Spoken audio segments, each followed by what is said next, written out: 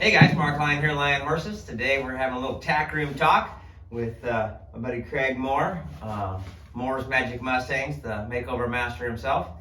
And so we're gonna. What was the thing you told me the other day about the? I said if you want your horse more better, bring it to more horsemanship. Hey, there you go. Anyway, we're gonna talk a little bit about our Friday philosophy topic, and it's a thing I heard on a podcast, and I've heard it several times, and it was talking about how you need to have, it was about all the little things, what you do, how you, how you do the little things is how you do the big things. And there's some truth to that, if you're sloppy in everything, if you're sloppy in some places, there's a chance you could be sloppy in everything. But yeah. I know some really good horse trainers, and their places don't look like the Taj Mahal. They're more a little bit ranchy, and they do really, really good work. And their places aren't the fanciest. And anyway, there was a topic on a podcast, and it said, "Oh man, you need your place to look good. You need to mow the lawn every couple times a week. You need to make sure your tack room's all perfectly cleaned and everything's perfect." And I was like, man, I just don't agree with that. I mean, I've been around the block enough to know that there's some guys I know that their tack room looks perfect and their place looks perfect and their horsemanship sucks, Yeah.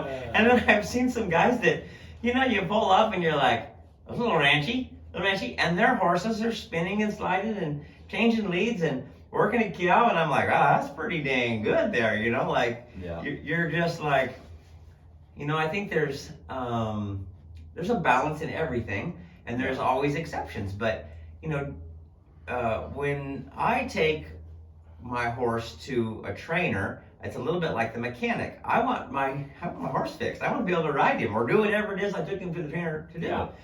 And you can take your car to the dealership, and there's free coffee, free snacks, a receptionist to get your car. You hand them the keys. They take it from out front, drive it around, pull it in the bay, pull it back around for you. They make sure they put a little white paper on the seats and on the floorboard so they don't mess up anything. But if you got to bring it back the next week because they didn't fix it.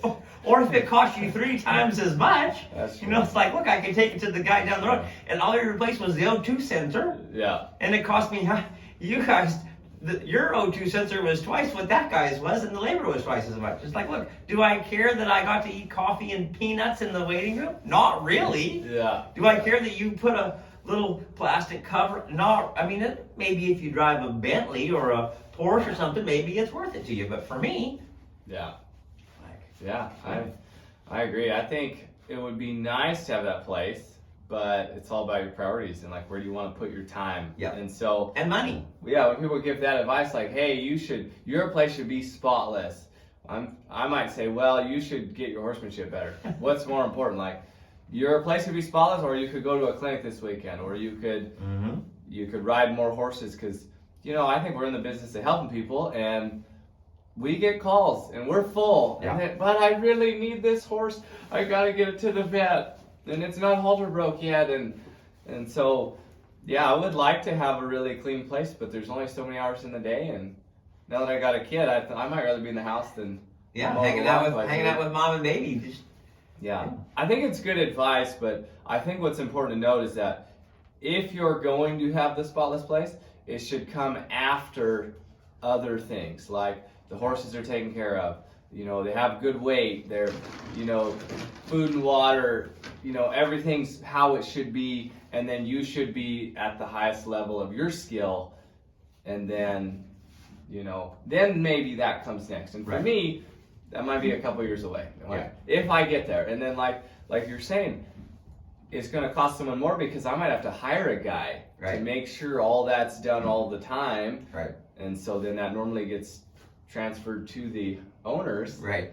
So yeah, it's like that dealership. That dealership's got to pay that receptionist and the person that chauffeurs your car around the back and this and that. It's like all. And for the free peanuts. Yeah, the free peanuts, M&Ms in the jar there. It's like, yeah, it's nice to have a clean place, and I try to keep mine as nice as I can. Yeah. But that doesn't mean it's going to be like, you know.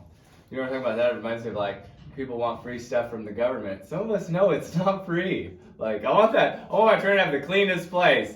Somebody's paying for it. It's probably not him. Yeah. So Yeah. It's not like it's. Yeah, we all want everything. We want a horse that's really good when you get it back, and we want this and that. And it's like, yeah, when you guys are, it's okay to have that, and take your horse to a place that is perfectly spotless. But understand you're paying a little bit more for that. You know, if you're willing, if that's okay. Yeah. But if you're looking for, hey, I'm paying $1,500 a month, $1,800 a month, $2,000, whatever it is. Do I want all that money to go in horsemanship and training, or do I want it to go 3/4 of it or half of it to go in horse training and the rest of it to go into the nice facility? You know, what really irks me is when I go to the bank and they've got marble freaking floors.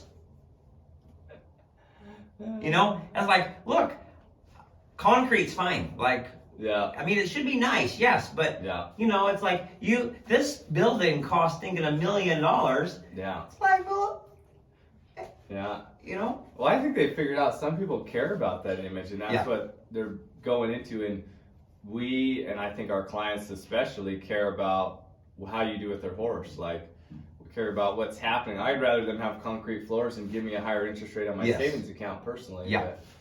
Or free checking, or you know, not nickel and dime me to death on everything else. Maybe have another like lady teller or something. I don't know. There's other places where that money put that might be money better spent. So anyway, it's probably we're talking about. You need a minimum level of. You know, we're not saying your place should be a total dump. You know, take the trash out and clean the pans and clean the waters.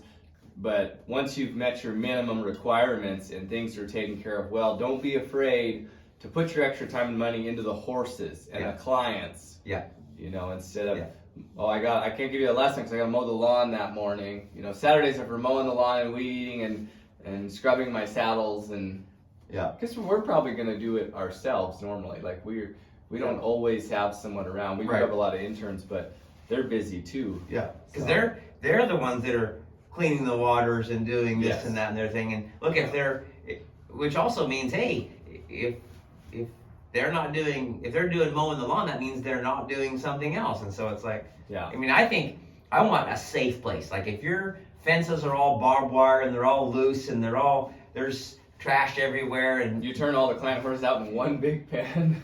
And there's junk cars in there.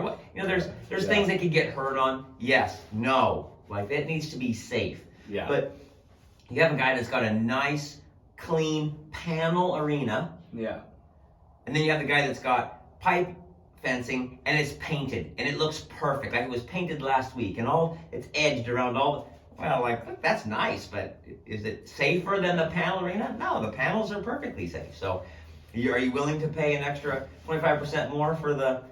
I think what really bothers us about that advice is who it's to, like younger trainers. And it's not bad advice, but for us, we see what they're actually struggling with.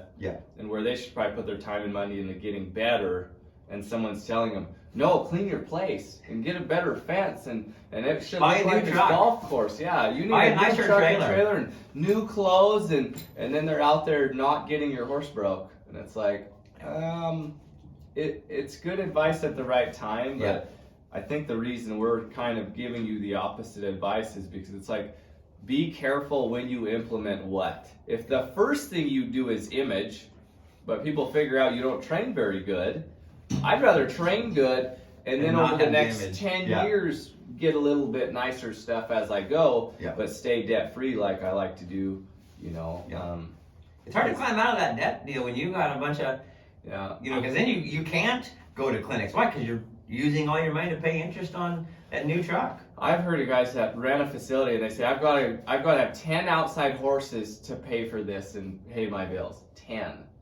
That means they're not making money till after 10.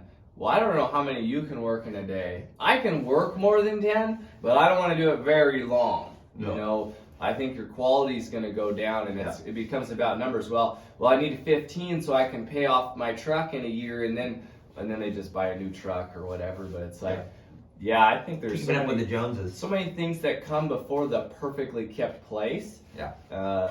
Even though it's nobody's saying it's bad, just don't be in a hurry to do that first. Like, Priorities. I think getting horses trained, and like I say, I think I want my customers to know, hey, look, I'm most interested in getting your horse trained and getting it to where you want it. If you want it quiet, I want to make sure you get it quiet. If you want it handy and responsive, then I want to work on getting it handy and responsive. And so I'm going to focus on doing what you want your horse to do, and I'm not going to focus on making my place look like, the Ritz-Carlton. You know, that might be a good talk for next time. Is like bring goals to your trainers. We want to help them complete their goals, and the hardest thing sometimes is when they bring you a colt and they're like, "Oh, just get them better."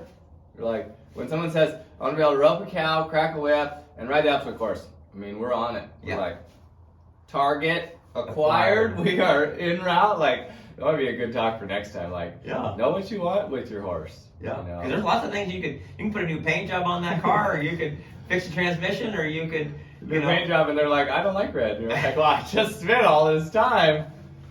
And they're like, "Oh, I'm never gonna do that with my horse." And you're like, "Okay, well."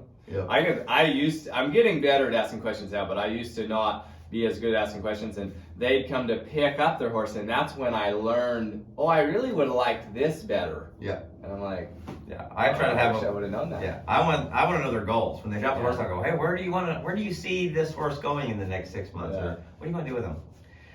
Anyway, it's like I say, it's a balance, but don't.